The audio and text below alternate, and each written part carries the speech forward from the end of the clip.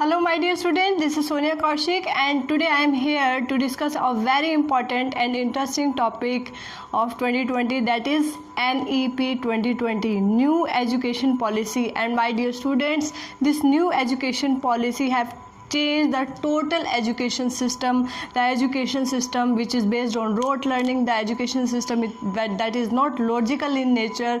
So all that changes bring in new education policy. And my dear students, if we talk about the last education policy, so last education policy was included in 1986, that was come in 1986. After freedom there was 3 education policies, this is the third one. अभी जो education policy आई है students, ये third education policy है. इससे पहले 2 education policies आ चुकी हैं. First education policy आई थी 1968 में और सेकेंड एजुकेशन पॉलिसी आई थी 1986 में. आफ्टर 1986 यानी कि 34 ईयर्स के बाद अब जो एजुकेशन पॉलिसी आई है that is NEP, new education policy 2020. क्या है ये पॉलिसी, क्या इसके ऑब्जेक्टिव्स हैं? तो स्टूडेंट सबसे पहला इसका ऑब्जेक्टिव है टू रिड्यूस द और to you can say minimize the rote learning. Alright, rote learning को कहीं ना कहीं कम किया जाए, लॉजिकल और reasoning and you can say practical knowledge को कहीं ना कहीं इंक्रीज करने के लिए. And second main objective is by 2035 50% students should complete higher education. अभी सिर्फ 20 to 25% स्टूडेंट्स ही ऐसे हैं जो अपनी एजुकेशन हायर एजुकेशन कंप्लीट कर पाते हैं. बट हमारी गवर्नमेंट का टारगेट है कि इन 2035 यानी कि 2035 तक हमारे ज़्यादा से ज़्यादा student at least 50-55% students must get that higher education. So these are the basic 2 objectives. So now we are going to discuss this new education policy 2020 in detail. So have a look on board, listen carefully, note the important points. So my dear students, new education policy, this is changed after 34 years. Previous education policy was established in 1986 or introduced in 1986. ठीक है. After freedom there was 3 education policy. This is third one. इससे पहले 1986 में थी, उससे पहले 1968 में आई थी. ठीक है. क्या डिफरेंसेस है दोनों एजुकेशन सिस्टम में और दोनों एजुकेशन पॉलिसीज़ में? तो मेन डिफरेंसेस की बात करें स्टूडेंट्स, अभी जो एजुकेशन पॉलिसी है वो कहती है that we have to include the 6% of GDP on education. We have to use the 6% of GDP on education. और इससे पहले ये बहुत ही कम है, 1.8 to 3% अगर हम कहें GDP का एजुकेशन पे खर्च होता है. But now our government want to you can say use more percentage of that GDP, 6%. ठीक है. सेकेंड मेन चेंज जो पहली एजुकेशन पॉलिसी में और अब की एजुकेशन पॉलिसी में आया है वो है कि पहले देर वॉज अ 10+2 सिस्टम. पहले 10+2 सिस्टम था, यानी कि पहले 10 साल तक बच्चा बेसिक एजुकेशन लेता था 1st to 10th तक. उसके बाद 11th-12th में बच्चे की स्ट्रीम फिक्स हो जाती थी. दैट मीन्स अ स्टूडेंट में टेक आर्ट्स, कॉमर्स, मेडिकल और नॉन मेडिकल, स्ट्रीम एक फिक्स हो जाती थी. वहीं if we talk about the new education policy, so there is a system of 5+3+3+4. अभी डिटेल में बात करते हैं कि किस तरीके से इसको ईयर्स वाइज डिवाइड किया गया है डिफरेंट स्टेजेस में. Before coming to the new education policy in detail, first we have a introduction who you can say introduced the idea of this education policy and what are the you can say who get the main credited and how it may be implemented and what are the chances of implementation up to which year it may be implemented and what will be the major barriers in the implementation. ठीक है, वो सभी हम discuss करेंगे. So my dear students, अगर बात करें 29 जुलाई 2020 में human resource development minister that is HRDM, पहले इसको एजुकेशन मिनिस्ट्री के अंदर लिया जाता था. Now this is change in human resource development ministry, अब उसको चेंज कर दिया गया है. सो माय डियर स्टूडेंट्स, वहाँ पे श्री रमेश पोखरियाल जो वहाँ के मिनिस्टर थे एंड उन्होंने सबसे पहले इसको चेंज करने के लिए जो अभी जो चेंज होकर जो ड्राफ्ट आया है दैट वाज यू कैन से पब्लिश इन 29 जुलाई 2020 में वो ड्राफ्ट जो है आया है जिसमें सभी इंपॉर्टेंट चीज़ें हैं. So I have read that draft and I have concluded some important points, and that important points are we are discussing today. So my dear students, according to right of education, 2002 21A act कहता है कि 16 to 14 year students must have free education, उनको free education मिलना चाहिए।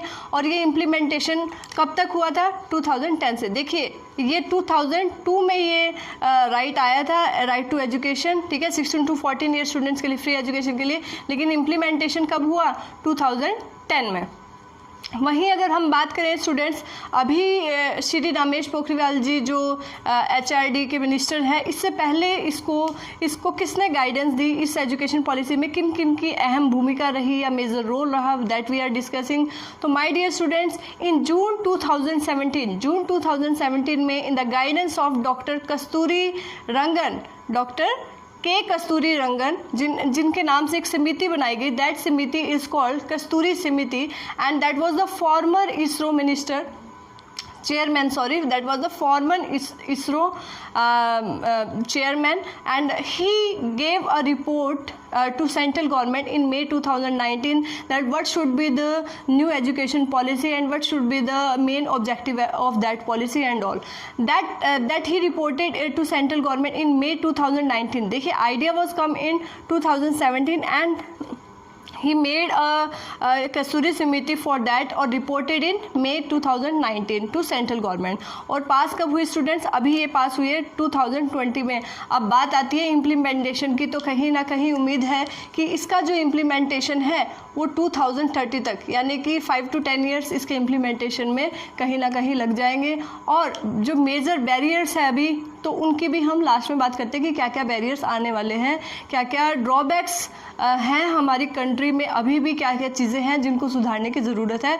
तभी ये education policy जो papers पे बहुत अच्छी लग रही है, तभी हम इसको इम्प्लीमेंट करेंगे और तभी इसको प्रैक्टिकली हम लोग जो है इम्प्लीमेंट कर पाएंगे। सो माय डियर स्टूडेंट्स, अगर हम बात करें पहले जो एजुकेशन सिस्टम था उसमें स्ट्रीम पॉलिसी थी। आपको पता है जैसे ही 10th पास आउट स्टूडेंट होता था 11th-12th में, he have to opt stream, उसको एक स्ट्रीम ऑप्ट करनी पड़ती थी, या तो वो आर्ट्स स्टूडेंट हो जाएगा या कॉमर्स, मेडिकल या नॉन मेडिकल, और जो फिक्स स्ट्रीम के सब्जेक्ट्स है वही स्टूडेंट्स को पढ़ने पड़ते थे। But now this stream system change हो चुका है। Students can choose any subject, like medical student है, so he along with physics, chemistry and biology he can take history as a subject, he can take music, painting और music तो वैसे भी supplementary subject होते ही हैं। इसके अलावा arts का, कॉमर्स का कोई सब्जेक्ट अगर स्टूडेंट पढ़ना चाहता है तो that student can study that a process. That is a very interesting concept. Let's see but when it will be implemented, ठीक है, कब ये इम्प्लीमेंट, तो 1-2 ईयर्स में शायद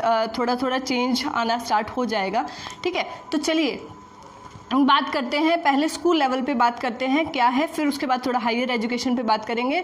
सो my dear students, new education policy ने 10+2 की जगह, पहले 10+2 में डिवाइड था पूरा सिस्टम, और अब एजुकेशन सिस्टम में स्टूडेंट्स का जो एजुकेशन लाइफ है दैट इज चेंजेज इनटू 5+3+3+4, ठीक है।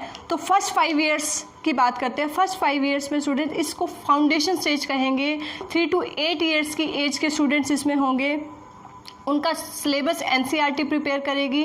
NCERT को वैसे कह दिया गया है कि नया कुछ सिलेबस को रिड्यूस करके, वैसे देखिए अभी कोविड-19 की वजह से कुछ सिलेबस ऑलरेडी रिड्यूस हुआ है टेम्परेरली फॉर दिस ईयर, लेकिन अभी उसको परमानेंटली रिड्यूस करने की, चेंजिंग करने की, और syllabus should be based on logical thinking, reasoning, and वो रोट लर्निंग का पोर्शन कहीं ना कहीं कम हो, प्रैक्टिकल नॉलेज का। तो वो सारी चीज़ें चेंजेस की चल रही हैं।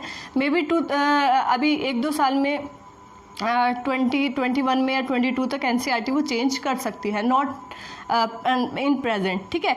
उसके बाद बात करते हैं बेटा फाउंडेशन स्टेज में 3 to 8 ईयर्स की जो एज के स्टूडेंट्स होंगे, एज ग्रुप के जो बच्चे होंगे, उनको लोकल लैंग्वेज में पढ़ाया जाएगा। प्ले वे एक्टिविटी पे ज़्यादा उनका जो है फोकस होगा, एंड मोर देन 20 लैंग्वेजेस को इंक्लूड किया गया है कि स्टूडेंट्स अपनी लोकल लैंग्वेज में पढ़ सकता है। इंग्लिश को सिर्फ एक as a additional subject use किया जाएगा, वो भी 6th after 6th, ठीक है। तो उसके बाद बात करते हैं, अब देखते हैं कि ये कितना इसको स्टेट गवर्नमेंट इसको फॉलो करते हैं और स्टेट गवर्नमेंट कितना इसको सपोर्ट करते हैं। ऑलराइट, नेक्स्ट बात करते हैं स्टूडेंट्स। नेक्स्ट 5 ईयर्स का हमने बात किया, फाउंडेशन स्टेज है। Next 3 years that is 9 to 11 years of age students, this stage is called preparatory stage. इसमें प्रिपरेटरी स्टेज है स्टूडेंट, इसमें स्टूडेंट्स को सभी तरह के सब्जेक्ट से इंट्रोडक्शन उनका करवाया जाएगा। जैसे उनके पास अभी EVS है तो उसमें साइंस और SS के सब कॉन्सेप्ट है, लेकिन उनको थोड़ा थोड़ा कहीं ना कहीं कॉमर्स का या हम बात करें फिज़िक्स केमिस्ट्री, ये सारी चीज़ों के छोटे छोटे बेसिक कॉन्सेप्ट्स इंट्रोड्यूस किए जाएंगे ताकि बच्चों का एक बेसिक इंटरेस्ट कहाँ डेवलप होता है। तो वो बड़ी ही इनिशियल स्टेज में, जहाँ अब 10th के बाद ये चीज़ सोची जाती थी, वही कहीं ना कहीं इसका जो फाउंडेशन है, इसका जो यू कैन से सीड है कि अपना subject interested subject students starting से थोड़ा थोड़ा बेसिक स्किल्स, बेसिक नॉलेज उसकी स्टार्ट हो जाए, तो वो कहीं ना कहीं स्टार्ट हो जाएगी प्रिपरेटरी स्टेज में 9 to 11 ईयर्स ऑफ एज। उसके बाद नेक्स्ट थर्ड की अगर हम बात करें स्टूडेंट, नेक्स्ट थर्ड में क्या होगा, 3 ईयर्स तक 12 to 14 एज ग्रुप के स्टूडेंट्स इसमें आएंगे, 6 to 8 क्लास। यहाँ थोड़ा सा चेंजेस किया गया है, मिडल स्टेज इसको कहा जाएगा। And this include coding, coding यहाँ इंक्लूड की गई है students for more logical and analytical thinking. Coding अभी तक नहीं थी, तो this is a new concept, ठीक है, ये न्यू कॉन्सेप्ट है। उसके अलावा यहाँ पे बेटा वोकेशनल एजुकेशन, जो कि सिर्फ हायर एजुकेशन के समय में ही वोकेशनल या आफ्टर 10th वोकेशनल एजुकेशन बच्चे ले पाते थे, ठीक है, लेकिन ये वोकेशनल एजुकेशन अभी स्टार्ट कर दी गई है to enhance the practical knowledge of the student, ताकि अगर that the students will more able to adapt the society. तो और किस तरह का उनको जो है प्रैक्टिकल नॉलेज होना चाहिए, like we are studying physics in up to 10th और 12th, after that the students if अगर उसने सब्जेक्ट अपना चेंज कर लिया, he don't even change the bulb, ठीक है, वो बल्ब को या लाइट को चेंज नहीं कर सकता, he can not you can से fix a shoe on a wires, ठीक है, किसी भी इलेक्ट्रिकल अप्लायंस में अगर कोई शू नहीं है तो उसको नहीं लगा सकता। तो कहीं ना कहीं प्रैक्टिकल नॉलेज अभी भी हमारे एजुकेशन सिस्टम में लैकिंग है, जो कि दूसरी कंट्रीज़ में बहुत पहले ही एजुकेशन सिस्टम चेंज हो चुका है। तो grading and vocational education 6 to 8 class में इंक्लूड की गई है, जो बाकी कंट्रीज़ में ऑलरेडी चल रहा है, हमारी कंट्री में अब स्टार्ट होगा। अब देखना ये है कि कैसे कोडिंग टीचर्स को भी पहले सीखना होगा, then they have to teach the students, ठीक है। उसके बाद बात करें, हमारे बहुत सारे इंडिया में स्कूल्स ऐसे हैं, गवर्नमेंट स्कूल्स या प्राइवेट स्कूल्स भी कुछ ऐसे हैं जहाँ पे अभी भी कंप्यूटर्स या बाकी चीज़ें अवेलेबल नहीं हैं। टीचर्स बहुत ज़्यादा क्वालिफाइड ऐसे स्कूल्स में नहीं है, because the school is not having that much paying capacity. So all that question will be arises कि कितना ये चीज़ें फॉलो हो पाएंगी, coding and vocational education and all, ठीक है। उसके बाद नेक्स्ट लास्ट 4 ईयर की बात करते हैं स्टूडेंट। लास्ट 4 ईयर में स्टूडेंट्स आएंगे 9th to 12th क्लास के, एज ग्रुप होगा 15 to 18। अभी तक देखिए 9th 10th को एक अलग सिस्टम से चलाया जाता था, बेसिक जो फर्स्ट टू 10th था, और नेक्स्ट 2 ईयर्स में स्ट्रीम सिस्टम। अब स्ट्रीम सिस्टम नहीं है, तो 9th से 12th तक के बच्चे, इनको सेकेंडरी स्टेज में कहा जाएगा स्टूडेंट्स, और they have a pool of subject. Like मैंने आपको बताया 11th 12th में स्ट्रीम सिस्टम नहीं है, 9th 10th 11th 12th में एक कॉमन सिस्टम रहेगा, जिसमें सेमेस्टर सिस्टम के अकॉर्डिंग उनके एग्ज़ाम होंगे, ठीक है। आपको पता है 10th and 12th board exam है, तो बच्चों को कई बार प्रेशर से या स्ट्रेस से बचाने के लिए, या स्ट्रेस को कहीं ना कहीं कम करने के लिए, और रट्टाफिकेशन या रोट लर्निंग को कहीं ना कहीं, अभी जो बच्चा बहुत अच्छा, जिसका you can say grasping power बहुत अच्छी है, ही और she can good marks up to 90 95 like that, लेकिन कई बार बच्चे की नॉलेज बहुत अच्छी है, बट ही और she is not able to get a good marks or good percentage. So to you can say rectify that part in our education system, हमारे education system में अभी क्या होगा, सेमेस्टर सिस्टम होगा, जो ऑलरेडी पहले भी हरियाणा बोर्ड में जैसे चल ही रहा है, तो CBSE में भी अभी वो इंक्लूड होगा। The exam will be conducted twice a year, जो और जिसमें स्टूडेंट के बेस्ट मार्क्स होंगे दैट विल बी इंक्लूडेड। और जैसे अभी आपने देखा, अगर अभी भी 10th क्लास में अगर हम मैथ्स को देखें, तो उसको कहीं ना कहीं चेंज किया गया है कि एक आपका थोड़ा सा बेसिक मैथ्स है, और एक थोड़ा कम्पिटिटिव लेवल, जो बच्चे आगे IIT या उसके लिए जाना चाहते हैं तो उनके लिए मैथ्स अलग है और बेसिक मैथ्स अलग है, ठीक है। इसी तरीके से सभी सब्जेक्ट्स में किया जाएगा स्टूडेंट्स कि आपको अगर फिज़िक्स पढ़ना है और आपको कॉमर्स के किसी सब्जेक्ट में इंटरेस्ट है, तो आप कॉमर्स सब्जेक्ट लें, और फिज़िक्स को as a you can say average physics की तरह आप लें, उसको हाई कॉम्पिटिटिव कॉन्सेप्ट। तो कई सारे ऑप्शन इसमें आएंगे, ठीक है। और स्टूडेंट्स 12th के बाद अभी आपको पता है मेडिकल के लिए देना है तो नीट होता है, और अगर हम बात करें नॉन मेडिकल के स्टूडेंट्स इंजीनियरिंग के लिए तो उनको IIT। लेकिन अभी बात चल रही है कि CEO का कॉमन एंट्रेंस एग्ज़ाम होगा, ठीक है। कॉमन एंट्रेंस एग्ज़ाम होगा सभी स्टूडेंट्स के लिए, चाहे वो किसी भी फील्ड से है, कॉमर्स, आर्ट्स या जो भी उनका स्ट्रीम है। तो एक कॉमन एंट्रेंस एग्ज़ाम होगा एंड रैंक के बेसिस पे ही उनको डिफरेंट कॉलेजेस असाइन किए जाएंगे। लेकिन ये प्राइवेट यूनिवर्सिटीज़ अगर हम बात करें या प्राइवेट कॉलेजेस जो इतनी हाई फीस लेते हैं, I don't think that they will agree with this concept की कॉमन एंट्रेंस हो, ठीक है। उनके खुद के फॉर्म्स, उनकी खुद की फ़ीस बहुत ज़्यादा हाई रहती है, तो आई डोंट थिंक कि ऐसा फॉलो होगा। But it is in national education policy 2020, तो आपको पता होना चाहिए कि एक कॉन्सेप्ट है कॉमन एंट्रेंस एग्ज़ाम का, ठीक है स्टूडेंट्स। तो आपको समझ आ गया, first 5 years will be foundation stage and उसमें लोकल लैंग्वेज को ज़्यादा से ज़्यादा यूज़ किया जाएगा, so that's more and more students will enrol in education system. Anganwadis जो हैं उनको कहीं ना कहीं इंक्लूड किया जाएगा, और ऑलरेडी हमारे कुछ स्टेट्स में तो ऑलरेडी आंगनबाड़ी का सिस्टम चल रहा है, लेकिन अभी और उसको और थोड़ा एनहांस किया जाएगा, ठीक है। एंड लोकल लैंग्वेज को बढ़ावा दिया, so more and more student enrol the education, और यू कैन से स्कूल्स में एनरोल कर पाएँ। प्रिपरेटरी स्टेज में मैंने आपको बता दिया सभी सब्जेक्ट से उनको थोड़ा थोड़ा बेसिक इंट्रोडक्शन उनको दिया जाएगा, इंक्लूड किया जाएंगे, अलग सब्जेक्ट्स आएंगे, ठीक है। और 3rd to next 6 to 8 class में coding, vocational education, middle stage कहेंगे इसको। नेक्स्ट 4 year 9 to 12th को एक अलग जो है कैटेगरी में रखा है, दैट इज़ सेकेंडरी स्टेज, ठीक है। और 12th के बाद कॉमन एंट्रेंस एग्ज़ाम होगा, ठीक है। तो कोई स्ट्रीम सिस्टम नहीं रहेगा, देखिए ये क्वेश्चन अराइज होता है स्टूडेंट्स, कई बार आपने देखा होगा कि एक स्टूडेंट जब स्ट्रीम लेता है तो स्ट्रीम एक फिक्स हो जाती है। जैसे नॉन मेडिकल के स्टूडेंट की बात करें, उसने नॉन मेडिकल लिया 11th 12th में, अभी जो सिस्टम चल रहा है करंटली उसकी बात हम कर रहे हैं, उसने 11th and 10th तक उसने बेसिक एजुकेशन ली, ठीक है, सभी स्टूडेंट्स उसमें कॉमन थे। 11th 12th में आकर उसने नॉन मेडिकल ले लिया, देन IIT क्वालिफाई किया, BTech किया, MTech किया। MTech के बाद स्टूडेंट का मन चेंज हो गया, that I have to prepare for IAS के लिए उसको प्रिपेयर करना है, या मुझे बैंक PO के लिए प्रिपेयर करना है। Eight that time what is the need of that, उसका जो BTech और MTech उसने किया, मान लीजिए कंप्यूटर साइंस से किया या फिजिक्स से किया या इलेक्ट्रॉनिक्स से किया, जो मैकेनिकल से किया, तो जो या सिविल इंजीनियरिंग की, जो भी उसका फील्ड रहा, तो उसके बाद उसका अगर वो IAS बन जाता है, कहीं ना कहीं थोड़ा बहुत नॉलेज ठीक है काम आएगी, लेकिन उतनी ज़्यादा काम नहीं आती जो उसकी खुद की इंजीनियरिंग की फील्ड में आती है। तो इस एजुकेशन सिस्टम को कि अगर कोई स्टूडेंट BTech MTech कर रहा है या कोई नॉन मेडिकल का स्टूडेंट है and he want to be IAS in future, तो उस केस में उसके पास ऑप्शंस हो कि वो 11th 12th में भी अपने बेसिक सब्जेक्ट्स के साथ, फिजिक्स, केमिस्ट्री, मैथ्स के साथ कोई हिस्ट्री, ज्योग्राफी, जो भी सब्जेक्ट में उसका इंटरेस्ट है वो सब्जेक्ट वो ऑप्ट कर सके, ठीक है स्टूडेंट्स। तो ये एक्सट्रीम सिस्टम अगर ख़त्म हो जाता है जैसे कि हमारी एजुकेशन पॉलिसी में है, तो it will be a fantastic for all students and it will be a very interesting concept I think, ठीक है। ये बहुत अच्छा कॉन्सेप्ट रहेगा। थोड़ा सा हायर एजुकेशन की तरफ आते हैं स्टूडेंट, कॉलेजेस और यूनिवर्सिटी की बात करते हैं। तो अभी तक आपने देखा होगा हर यूनिवर्सिटी के अंदर बहुत सारे कॉलेजेस आते हैं, ठीक है। लेकिन हमारी गवर्नमेंट का प्लान है और हमारी नेशनल न्यू एजुकेशन पॉलिसी कहती है कि नेक्स्ट 15 ईयर्स में, आने वाले 15 सालों में यूनिवर्सिटी का बर्डन थोड़ा कम किया जाएगा। जो कॉलेजेस, यूनिवर्सिटी हमेशा बिजी रहती है, जो कॉलेजेस उसके अंडर आते हैं उनको इन्फॉर्मेशन देने में, उनसे इन्फॉर्मेशन लेने में, ठीक है ना। तो वो उसका थोड़ा सा कहीं ना कहीं वर्कलोड उसको कम किया जाएगा, ताकि हमारी universities can focus more and more on research, हमारे रिसर्च वर्क पर वो फोकस कर सके। नेक्स्ट हम बात करते हैं, अभी तक आपको पता है कि आफ्टर 12th जब बच्चा कॉलेज में जाता है तो उसका ग्रेजुएशन 3 years का होता है, और कई बार स्टूडेंट अगर बीच में अपना कॉलेज छोड़ देता है तो फिर से उसको फर्स्ट ईयर से ही स्टार्ट करना पड़ता है। लेकिन अब ये सिस्टम चेंज हो गया है। अगर आप ग्रेजुएशन कर रहे हैं, फॉर एग्जांपल BA कर रहे हैं, BSc कर रहे हैं, जो भी आप कर रहे हैं, फर्स्ट ईयर के बाद अगर आपको छोड़ना पड़ गया कॉलेज, तो फर्स्ट ईयर के बाद आपको मिलेगा सर्टिफिकेट। लेकिन अगर आपने 2 years तक कॉलेज किया, so you will get a diploma. And अगर आपने 3 years तक अपना कॉलेज कंप्लीट किया, so you will get a bachelor degree.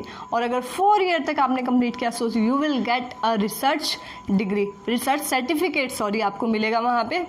And most important thing, जैसे आपने कॉलेज में सेकेंड ईयर तक करने के बाद आपको कुछ फाइनेंशियली कुछ प्रॉब्लम होगी या कुछ और पर्सनल प्रॉब्लम है and you have to leave the college, so at that time that 2 years will not be wasted, वो वेस्ट नहीं होंगे क्योंकि अब आ गया है स्टूडेंट्स यहाँ पे एकेडमिक बैंक ऑफ क्रेडिट। आपके पॉइंट्स फॉर एग्जाम्पल पूरा BSc करने के लिए आपको 100 पॉइंट्स चाहिए, तो आपने अगर फर्स्ट ईयर के बाद छोड़ दिया, मान लीजिए आपके वहाँ तक 20 पॉइंट्स हैं, आपने 2 साल के बाद फिर आपका मन किया BSc में दोबारा आने के, तो फर्स्ट ईयर के जो 20 पॉइंट्स हैं वो आपके ऑलरेडी वहाँ पर सेव हैं, ठीक है। कहाँ पर? एकेडमिक बैंक ऑफ क्रेडिट, तो वो पॉइंट्स मिलेंगे। तो आप अगर अभी आपको सर्टिफिकेट लेकर आप कॉलेज से चले गए हैं, नेक्स्ट ईयर फिर आए हैं आप, या 2 साल 3 साल बाद सेकेंड ईयर में एडमिशन लिया है, यू विल गेट डिप्लोमा, और अगर आपने पूरा कर लिया so you will get a research certificate. This will be a quite interesting अगर ऐसा हो जाता है। और बात एमफिल को ख़त्म कर दिया गया है। आपको पता है पोस्ट ग्रेजुएशन के बाद स्टूडेंट्स एमफिल करते थे और उसके बाद रिसर्च में जाते थे। इवन कि साइंस सब्जेक्ट्स में अभी भी एमफिल नहीं है, डायरेक्ट PhD है MSc के बाद, लेकिन कुछ जो बाकी हमारे आर्ट्स एंड कॉमर्स के सब्जेक्ट्स हैं वहाँ पे अभी भी एमफिल है, या कुछ जगहों पे अभी भी साइंस स्ट्रीम में भी एमफिल है, तो वो एमफिल को अब ख़त्म कर दिया गया है। आप बैचलर डिग्री के बाद अपना या 4 ईयर डिग्री के बाद you can continue your PhD, ठीक है students. So this is all about the higher education and up to the basic education. So main concept of our education system is 5+3+3+4, ठीक है। तो पहले 10+2 यानी कि 12 ईयर्स से अब कहीं ना कहीं इंक्रीज़ हो गया स्टूडेंट्स, अब ये 15 ईयर्स का कॉन्सेप्ट हो गया। देखिए 5 and 4 9 15 ईयर्स का, ठीक है। कितना टोटल कितना हो गया? ये 15 ईयर्स का कॉन्सेप्ट ये हो गया है स्टूडेंट्स, लेकिन पहले ये कितना था? 10+2 ओनली 12 ईयर कॉन्सेप्ट था, ठीक है। 12 ईयर्स का ये कॉन्सेप्ट था।